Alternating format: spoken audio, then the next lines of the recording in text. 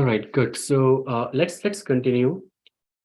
The second lecture is about we'll try to cover some basics of linear algebra, and you will see like some of this is I think very much relevant to rest of the course. Some of the topics I think it might not be that much relevant, but I think it's good to discuss. That will give you like a very good understanding like which different topics in this linear algebra are actually relevant to the computer vision area in general. Okay. So let me quickly go over like the outline, what all topics we are going to cover in this lecture. We'll start with vectors and what different operations we can perform using vectors. Then we'll move on to matrix, and again, what different operations are there which are done in matrix. Then the next step will be like different transformations which can be performed using these vectors and matrices, which are actually relevant for computer vision, which can be done on images or videos. So some of these basic transformations will be scaling, rotation, and translation.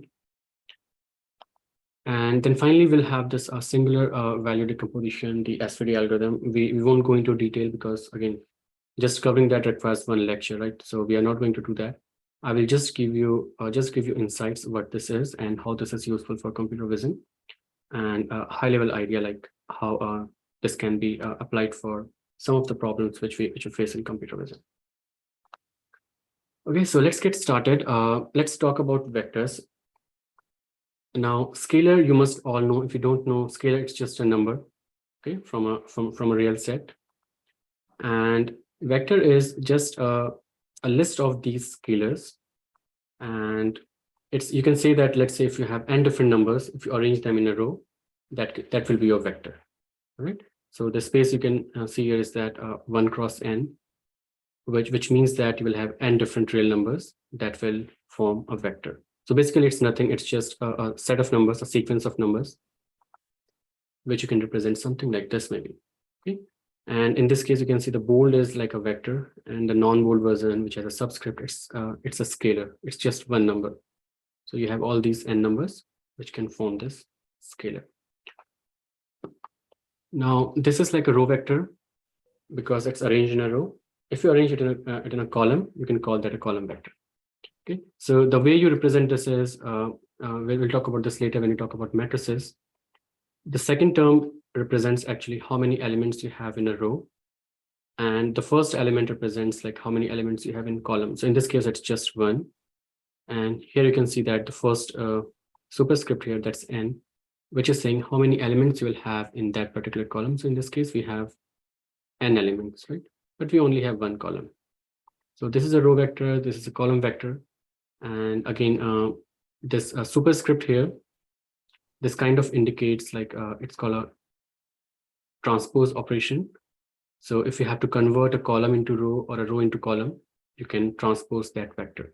So in this case, this is a row vector. If you transpose it, it will convert it to a column vector, and vice versa. Right? Now let's try to understand, okay, we have these vectors where they can be used. So in computers, you have a lot of data, right? For example, you can have images, or you can have a lot of other kind of data as well, like how your operating system works, right? So when you store that data in memory, that data is saved in the form of vectors, right? So vectors can be useful. Other interesting use could be, earlier we were talking about given an image patch, if we have to represent that like in some form of numbers. So we can use like a vector to represent that image, and we call that feature vector. We'll talk about this a lot in this course. We can use vectors to store pixel values of images, right? So for example, if you have an image, if it's a colored image, RGB, right? So it will have 3 channels. So what you can do is, for each pixel location, you can have a vector of size 3. And that size 3 is for either R, G, or B. So it's like a 3-dimensional vector. And that represents each pixel in that image. Okay, so that could be one way. So whenever you have to store data in memory, these vectors will come in very, very handy. All right, so let's now try to understand, like in the coordinate system, what these vectors represent. And right now, what I'm showing here is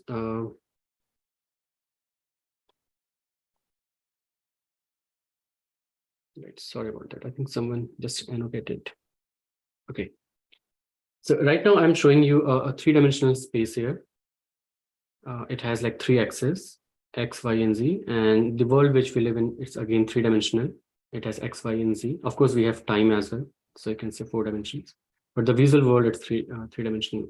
Right? But of course, whatever we are discussing, you can easily generalize that to n-dimensional space. So it could be 4-dimensional, 5-dimensional, or n-dimensional. N could be a very, very large number. Right? So when we have a vector, that vector actually represents a point in this coordinate system.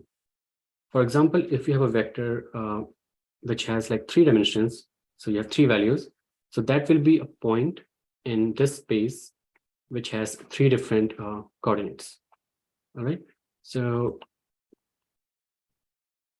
let's say your vector is x1, x2, and x3. Then it will be like maybe this point in this space. And it means that if this is your first axis, then x1 represents this distance, like how far this point is in this direction. And x2 represents how far this point is in the second dimension, so till this point. And again, third point represents how far this point is in the z dimension. Right, so all those 3 points represent distances along those coordinate axes. And now that's one use of vector. And let's say this is another point in the same coordinate system. So what you can do is you can just subtract these 2 vectors, and that subtraction will easily give you like the distance between these 2 points. And if you want a vector representation, then the vector will be starting at this location and going all the way up to this point. So this green line here, or a green arrow here, you can also say green vector, that is subtraction of x with y. Right? So it will give you something like this. So those are some of the operations, and later when we talk about transformations, you will see like that will come in handy. So let me know if you have any questions there. Now let's try to understand like some other vector operations. The very important, which I think we will use a lot when we talk about deep learning, is norm of a vector. And norm usually gives you like the magnitude of the vector, or you can also say size of the vector. Right. For example, in the previous slide, when I was showing you like the point in that coordinate system, right? So in that case, norm could be how far that point is from the origin. If that point is way too far away, it means it will have a very high norm. Okay, so it's kind of giving you the idea of like how big that vector is. And usually you compute norm using p norm, and this will be the equation. It's pretty simple. What you do is you just take individual element of that vector and you raise that to like p, because it's p norm, and then you sum all those values. All right, so this I will be iterated over like all the dimensions of that vector. For example, if it's like a 3-dimensional vector, then this loop will be repeated 3 times. And then you take this 1 over p power. Okay. So Euclidean norm, it's like you can say p is equals to 2. And what you do is you just replace p with 2 over here. And you can see that what exactly we'll do is we'll just square all the values in that vector and add them up, and then just take the square root. Okay, so that's called Euclidean norm. And then you have L1 norm. In this case, like you replace p with 1. And you can see that 1 over 1, you can just ignore this. And again, if you raise some to power p, power 1, you can again ignore that. So basically, it's just adding the absolute values of all the elements in that vector. Right? And all of these are like different ways to compute magnitude of a vector. And in some places, one is useful, in some other is useful.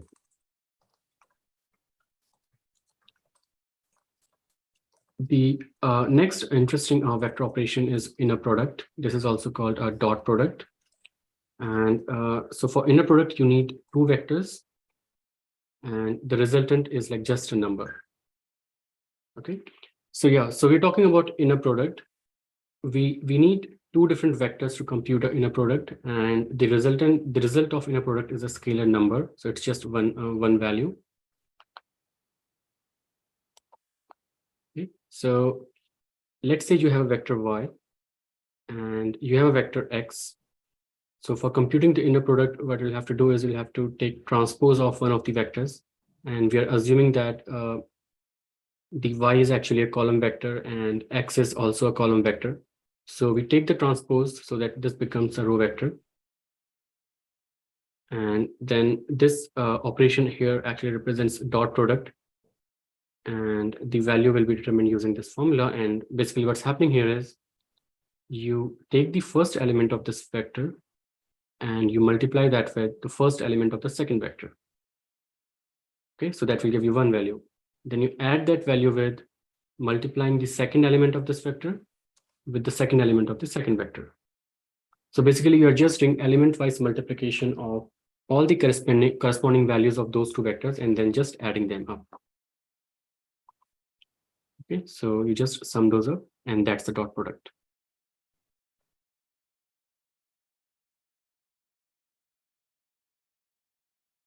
Now, if you think about this,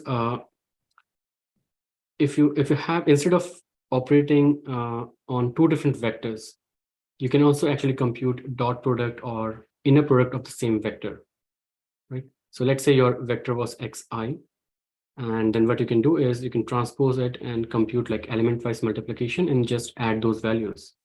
And if you think about this, this is going to give you like squared value of each element, and you just sum those up. And if you remember like computing L2 norm, so if you square the L2 norm, it is exactly the same value, right? So basically the dot product or inner product of a vector is equal to squared norm of that vector.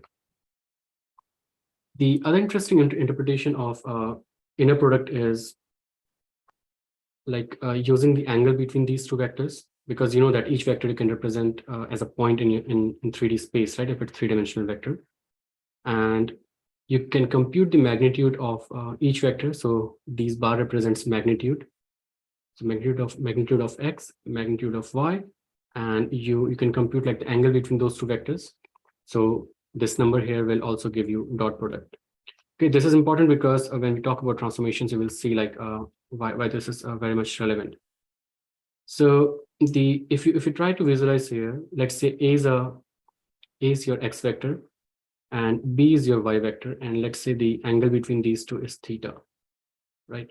So if you have to compute dot product between these two, you can compute the magnitude of A, which will be like distance from this location to this location, and magnitude of B, which will be distance from this point to this point, and then you just compute cosine of this angle. Okay. Now, a very interesting point here to note is if y over here is like a unit vector, which means the magnitude of y is just 1. Then in this equation, you can just ignore it because it's just multiplication, right? So it becomes x times cos theta, right? So in this case, B is your unit vector. So dot product will become magnitude of A, and then you multiply that with cos theta. So this is kind of projection of A in this direction. If you drop a perpendicular from this point to this vector, so this is 90 degrees, your projection of A will be exactly this distance. And this distance is A times cos theta. Okay, so remember this projection. It will come in handy when we talk about rotation of a matrix.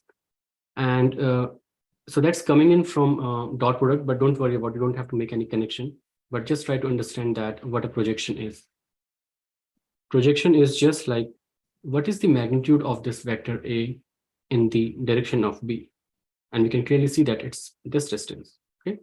Just remember it's A cos theta. And if you look at this altitude over here, again, this distance you can also compute as A of sine theta, right?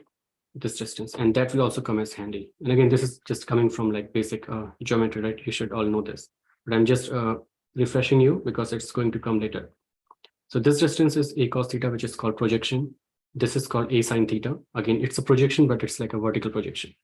You can say like projection on the normal. Okay. All right. So that was inner product. The next operation we have is outer product. And again, it's called outer product because it's your inner product was giving you just one number. Outer product is giving you a matrix. Okay, so the only difference is instead of transposing the first element here, you transpose the second element. And in this case, you will see that instead of like summing all those element-wise multiplications, those values becomes like values or elements in this matrix.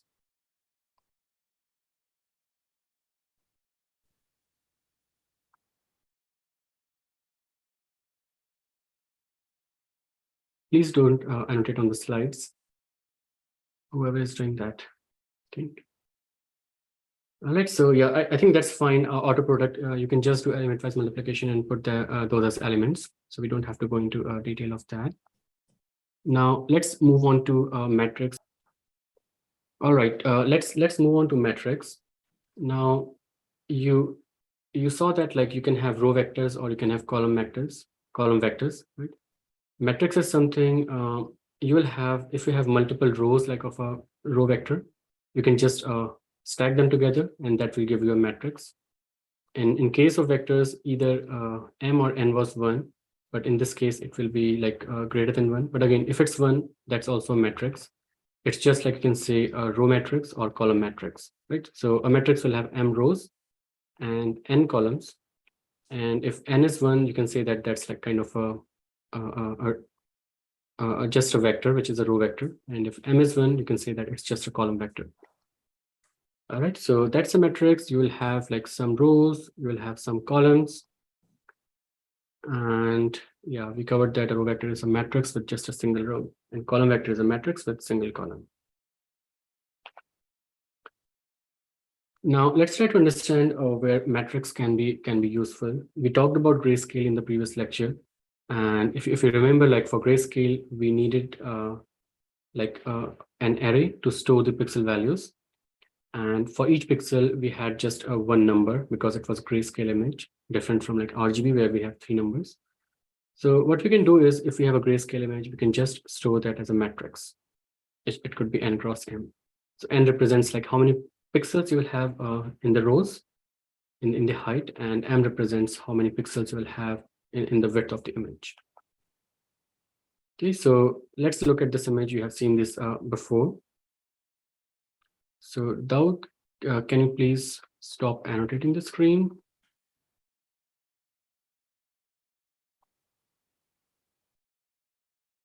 Thank you. I'll have to figure out how to stop that. Sorry about that. Okay, so given this image, if we just look at this patch as we were doing earlier, if you try to visualize, it will be something like this. And you need a matrix to store this. So this is going to be a matrix, and at each location, you will have some number, which indicates like what is the grayscale value at this location. Okay, so similar to like you can, the way you can store like this patch as a matrix, you can store like the whole image as a matrix. And of course, that matrix is going to be huge because you have a lot of pixels here. Now that was grayscale image. And of course, you can extend that to like RGB images or colored images. The only difference will be you will have 3 numbers per pixel. So in this case, the matrix will be n m cross 3. So it will be not 2-dimensional matrix. It is going to be a 3-dimensional matrix. Okay. And what's going to happen is for each channel, you need 1 matrix, and you can just stack them together in the 3rd dimension, which will give you like this 3rd axis over here. Okay, so now you know like how the images are stored in memory. Now let's try to understand some of the operations which can be performed on matrices. The basic one is addition. You can of course add 2 different matrices. The requirement is the shape of or the dimensionality of those matrices should be equal. In this case, it's a 2 cross 2 matrix. If you're adding another matrix to it, it should it should also be 2 cross 2. Right? And the way it works is you just do element-wise addition. So for each location, you just add the corresponding values from these 2 matrices. Right? So both the matrices should have same shape. And so this is a special case where you can also add scalars to your matrices. And what will happen in this case is this scalar will be added to all the values in this matrix. And this is just a representation, but what's internally happening is this 2 is being converted to a 2 cross 2 matrix, and then you're performing the addition. And same is like true for subtraction as well. Now, this is now becoming interesting because now we are moving on to like operations which we can perform on images. So scaling is the first. Let's say you have a 2 cross 2 matrix, and when I say images, because in this case it's a 2 cross 2 matrix, but essentially you can have like a bigger matrix which represents an image. Of course, it will be not 2 cross 2, it really might be 500 cross 500 depending upon how many pixels you have, but you will still be able to perform this operation. So this operation is called scaling, and what's happening here is you are multiplying one number with all the values in that matrix, or it could be an image as well, right? So you can see like S is being multiplied with all the pixel values. So if you think about this, if you perform this scaling operation on your image, then you're changing the color of the pixels. Okay, if it's just intensity, let's say you're saying if it's a grayscale image, then you're kind of increasing the intensity of the pixels. So that's scaling. Then head-to-head product, this not very much relevant for image processing, but later when we talk about deep learning, I think this operation is used a lot. And the idea here is simple, like you were doing addition before, you were just doing element-wise addition, right? In this case, it's just element-wise multiplication. And if you think about this and try to correlate this to scaling, this is essentially performing scaling, but for each location, you have a different scaling factor. Okay, so if you replace like everything in this matrix with S, then these two operations are essentially the same. Transpose we have talked about earlier when we were talking about vectors. Your row vector will become column and column will become row. It's almost similar here as well. So your matrix is going to be switched. So these locations, if you look at the subscripts here, so this is A11, and you will just swap these subscripts. So if you swap 1 with 1, it's not going to change. So it's at the same location. But if you try to swap here, so it's A1n, so n will become 1 and 1 will become n. So this number will come right over here at the bottom. Okay. Similarly with other, like you just, you can say like swap values across this diagonal. All right, so let's move on to matrix operation. So this is matrix multiplication, and this is, I think, very interesting, and I think you should know this, how this works. And most of you might remember this from your high school maths.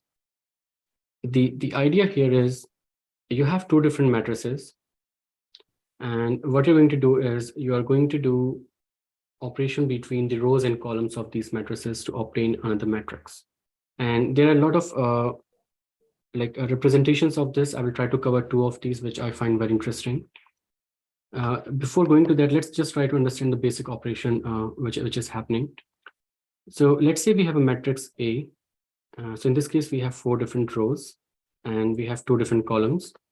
And we have a different matrix which has 2 rows and 3 columns. One thing to note is you can't just multiply any 2 matrices. For example, for addition, they have to be compatible, right? They should have the same shape. Similar to that, matrix multiplication, we need these matrices to be compatible. And if the shape is similar, of course, they are compatible. But even if the shape is not similar, they can be compatible. So the criteria is the number of columns you have in the first matrix. In this case, it's 2, first column and second column. It should be equal to number of rows you have in the second matrix. In this case, it's 2. Okay, so that's why these 2 matrices are compatible, even though the shape is not similar. A more generalized form, you can say that if the first matrix is M cross N, M represents number of rows, N represents number of columns, and the second matrix is N cross P. n is number of rows and p is number of columns. So m and p can take any value, but whatever value n has, it should be same for these two matrices. Okay, so that's the only condition. And the resultant will be like a m cross p matrix. We just omit the n in between, which was common between these two. Now let's try to understand the operation. So in this case, based on this, the resultant matrix of these two multiplication of these two matrices will be, you can see like it will have 3 rows, which is coming from A, and it will have 3 columns, which is coming from this, right? Because M is 3 here and P is also 3 here. So this is the resultant matrix. And oh, sorry, no, it's not 3, it's 4. So 4 rows. So we'll have 4 rows and 3 columns. Right? So now let's try to understand from where like each of these values are coming. So if we need value for this location, so this is first row and second column, right? That's the identity of this location. So it will get values from first row of A and second column of B. So the rows corresponds to the first matrix and column corresponds to the second matrix. And what we do is, since the number of elements in the row will be equal to number of elements in the column, because of this condition here, we can just take element-wise multiplication of these two, which means that the value here will be A11 multiplied by B11, and then we add that to A11 multiplied by B22. Similarly, like we can get values for all the locations in this matrix. So for example, if we talk about this one, so we'll have to multiply this row with this column. Okay, so that's the mathematical operation, but let's not try to understand like a more physical meaning of this. Now, before that, let's first try to represent these matrices as columns. For example, let's say A is the matrix. And so of course, like it will have certain number of columns, right? So we denote like each column as AI, and which is like the ith column of A. And again, we can also represent matrix B as Bj, like a set of columns, where Bj is like the jth column. And in that scenario, A can be represented as this vector over here, right? So this is a vector of column vectors. AI is a column over here. It's a column vector. And again, A2 is a column vector.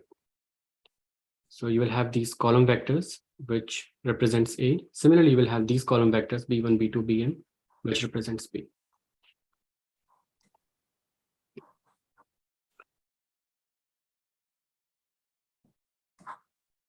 Okay, so let's try to multiply A with B. Now, when we are multiplying A with B, again, it is going to be a matrix, right? And we know the shape of it. Whatever the shape is, the first column of this matrix is going to be a linear combination of these columns. I will talk about what linear combination means, but first try to understand that where the values are coming for the first column of AB. It's coming from all the columns of A. So all these values are being used when we try to generate that column. And as I said, like we are taking linear combination, which means that we will take some portion of A1, we will take some portion of A2, and so on and so forth, right? All the way up to AN. So we take like some magnitude of these two, sum them together, that's going to be the column of AB. Now the question is, what is that amount? That amount is going to be the values which are coming from this column vector B1. And we know that the number of rows in B should be equal to number of columns in A, which means that for all these column vectors, we'll have one value in B1, right? So the first value will be used to scale the column vector A1. Okay, so that's the component coming from A1. Similarly, the second value in B1, that's going to scale the second column vector A2. And at the end, we just add those. Okay, so this is A1 times B11. This B11 is coming from the first element of this column. And this is going to be the first column of this matrix when A is multiplied with B. And similarly, you can get the rest of the columns. Okay, the second column will be, again, a linear combination of all these columns, but the combination will be decided by the second column vector of B. For example, if we use the scaling vectors from Bm, then that column vector will be the mth column vector of AB. Okay, so basically, when you multiply two matrices, the resultant matrix will have like a set of columns, and each column is going to be a linear combination of all the columns of matrix A. Okay, so that's one way of representing it. So let's try to understand with this figure if it's not clear. This is your first matrix A, this is the second matrix B, and this is the resultant matrix. All right, here we can see that number of columns, it's 3 here, and it's equal to number of rows in B. Okay, so the first column here, it is going to be a linear combination of all 3 columns. Okay, so what we do is, since this is the first column, we take the weights from this first column here. So we take the first value, we scale the first column. We take the second value, we scale the second column. Third value, scale the third column, and just add them together. That's going to give you the first column. All right. Similarly, you can get the rest of the 3 columns in. So that was like linear combination of columns from first matrix, but we can do the opposite as well. We can take the linear combination of rows as well. But this time, the rows will not be coming from A, the rows will be coming from B. And it's almost similar. The idea here is each row of this resultant matrix is a linear combination of all the rows of B. And from where the weights are coming? The weights are coming from the rows of A. Okay, so if you take like the first row, 3, 4, sorry, the columns of A. So if you take the first row, right, so we'll have to multiply it with this first number, right? That's a weight for first. This is going to be the weight for the second one. And this is going to be the weight for the third one. And that's going to be your first row for this. And so on and so forth. You can just do that for the other rows as well. And later you will see like why this representation is very useful. I will give you an intuition here.